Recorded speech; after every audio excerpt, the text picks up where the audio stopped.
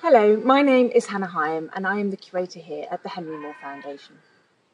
In 1952, Henry Moore gave a speech to the UNESCO International Conference of Artists, and in this address he outlined his ideas on the role of the sculptor in modern society, particularly reflecting on a society that had been much altered by the devastating effects of the preceding 2 world wars.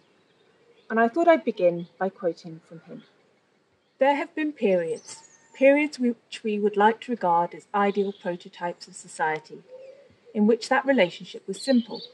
Society had a unified structure, whether communal or hierarchic, and the artist was a member of that society, with a definite place and a definite function.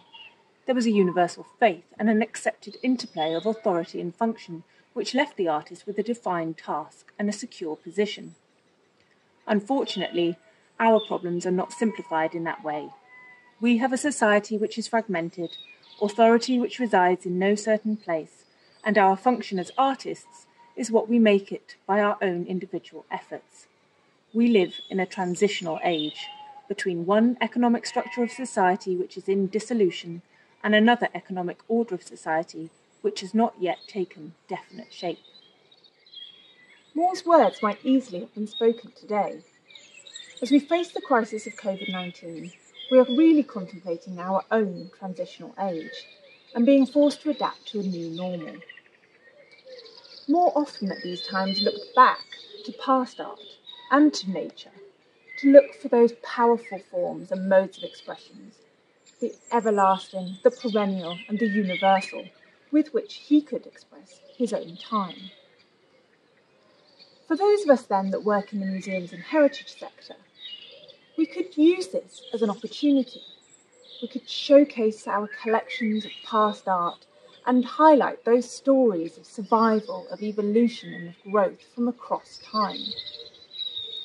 I'm speaking to you today from Perry Green, a small hamlet in Hertfordshire, just 30 miles north of London, where Henry and his wife Irina moved at yet another time of crisis. During the Second World War in 1940, Henry and Irina had returned home one day to find that their then home, their flat-cum-studio in Hampstead in North London, had been severely damaged by a German air raid bomb that had dropped on the street right outside. Their home was uninhabitable, so they retreated here to Perry Green, where nearby friends helped them to find a house to rent called Hoglands. The Moores had initially seen this as a temporary move, but indeed they never left, and their home and the studios and grounds which Moore developed here are now, usually, open to the public.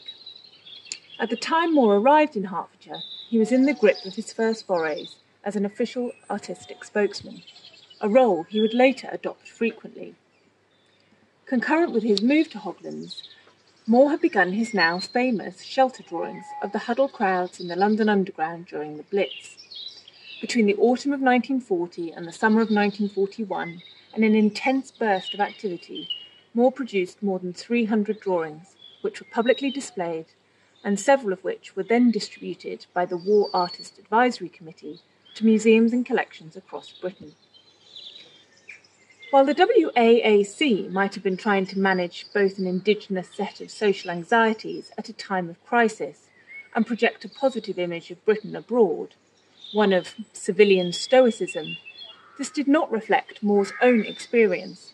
Rather, Moore was indignant at the lack of government support for the displaced people, who he described as having to cope with sordid conditions and as refugees in their own land.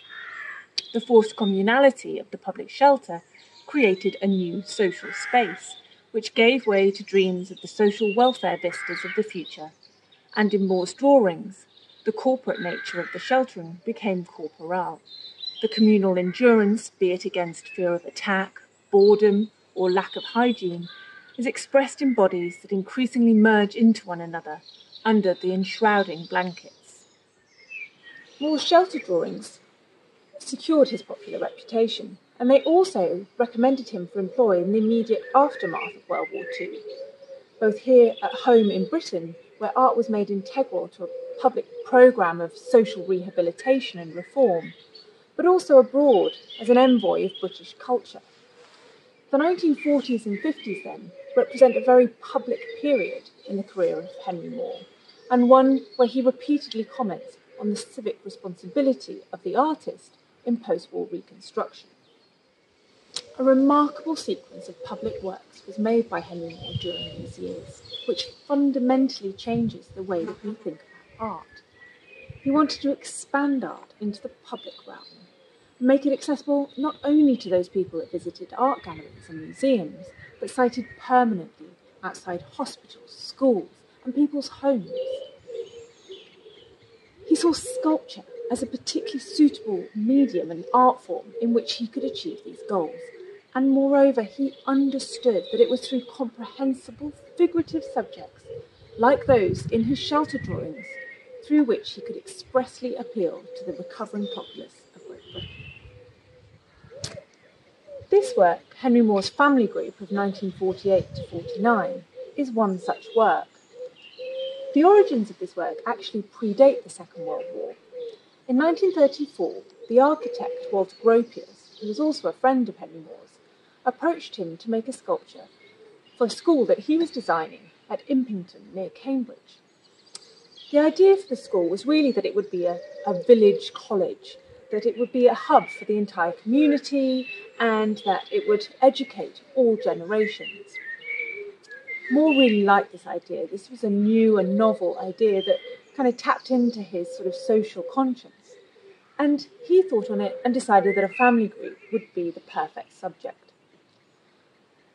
The director for education in Cambridgeshire at the time, a gentleman called Henry Morris, fully backed and supported the idea of commissioning the sculpture alongside Gropius's building. But he really struggled to raise the funds for the commission, and he also struggled to convince the Education Board of its merits. In 1937, the designs for the building were complete, and Gropius leaves for America. The building itself was completed in 1939, just 2 weeks before the outbreak of the Second World War. Moore's sculpture had still not been approved, and it seemed now that the commission would never be realised. In 1944, Morris again approached Henry Moore, hoping to resurrect the commission. And Henry Moore was really keen, because he'd already, by this time, made a number of maquettes and drawings on the theme of family groups. Reinvigorated, he continued to develop these ideas over the following 9 months, but Morris's attempts to raise funds were again unsuccessful. It wasn't until 1947 that John Newsom, the then Director of Education for Hertfordshire, approached Moore with a new proposal, a sculpture for Berkeley School in Stevenage, a similarly new and progressive institution. In 1949, the commission for Family Group, Moore's first life-size sculpture to be cast in bronze, was finally realised. In Family Group, the child fulfills a unifying role. It knots together the centre of this composition, the limbs of the two adults coming together, and indeed the two halves of the composition itself. This sort of idea of familial and formal unity is further emphasised by these curving torsos that sort of encircle the child and are in fact a kind of mirror of one another. Now, earlier in his career, Henry Moore had explored this idea of the internal and the external, and here the child forms a kind of nucleus of this family cell. The work also has similarities to depictions of the Holy Family found in art of the Western tradition. The raised position of the child has an echo of the kind of raised Christ child. The gesture is both poignant and hopeful, as Christ was simultaneously a symbol of sacrifice and of new life. Now, while not overtly referenced, these themes would have been pertinent to Moore, working in the immediate aftermath of war on a sculpture intended to reflect communal feeling and inspire regeneration. Certainly in Family Group, Moore moderated some of his earlier, more extreme modernism in favour of a greater humanism. This shift in approach can be traced in his preparatory maquettes. In his original design, the male figure has this split head, which Moore abandoned in this final version in favour of a greater naturalism and a harmony between the two adults and the group as a whole. In the same year that Henry Moore reprised work on this sculpture in 1948, he won the International Sculpture Prize at the 24th Venice Biennale. At the prize giving, it was declared, "Art invites all people, beyond national frontiers, beyond ideological barriers, in a language which must invite a humanist understanding and a universal family." The bronze here at Henry Moore Studios and Gardens is the artist's copy of the work.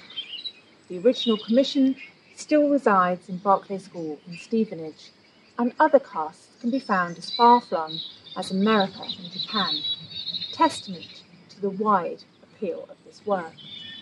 For many, Moore's symbol of love, family, regeneration and humanity will still resound today. Others may feel we need to refresh this symbol to reflect contemporary life and maybe a more modern idea of family. What has not changed, however, is the need for art and artists to rise to the challenge of producing such works. More than ever, at times of crisis, we could look to art to be more than just objects of interest or beauty, but to speak of humanity, to speak of resilience, of creativity, and of our social responsibility. In citing his work in public spaces, Moore's sculptures became vehicles for identification, belonging, and a focus for the community. Perhaps with the very particular conditions of COVID-19, we should look to online virtual spaces to form a new sort of focus for our community. Or perhaps on our daily permitted excursions for exercise, we might try and seek out the sculpture that already exists in our community, and once again enjoy that physical experience of occupying the same space as art. Thank you.